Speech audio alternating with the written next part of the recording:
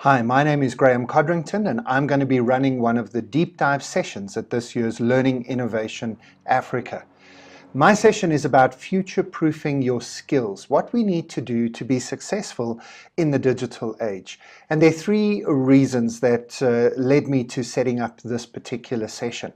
The first is that every time I work with organizations, I hear from people that today's young people, call them the millennials, the digital natives, whatever your label is for them, that the young people who are coming into the workplace just don't seem to have the skills required or the skills that we remember having when we arrived at the workplace. And when I speak to people, I hear things like they don't have common sense, they don't have proactivity, they don't have initiative, they don't have problem-solving skills.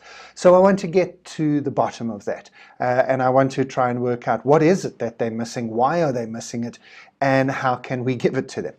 The second reason is that whenever I talk all around the world on future trends and changes in business, and then I open for question times, one of the first questions I get is somebody puts up their hand and they say, look, I've got an 18-year-old son, I've got a 20-year-old daughter, what should they be studying? What should they be doing? If we're thinking 10 years from now, 20 years from now, we know for sure the world of work is going to look very different. So what should we be learning? What should our children be learning?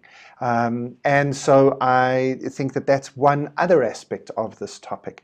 And finally, and most importantly, if we're going to be good learning and development professionals, if we're going to do our job as HR, we can't just respond to what our businesses ask us for.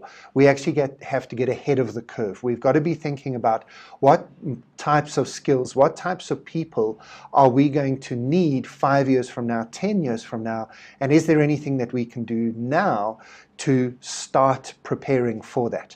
Now, you need to know that in the 3 hours we've got together, it isn't going to just be me talking.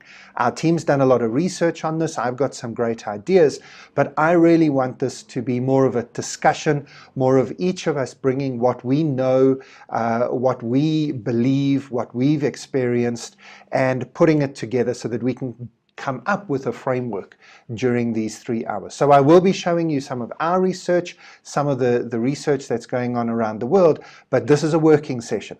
So if you want to be part of it, please sign up for my session on future-proofing your skills.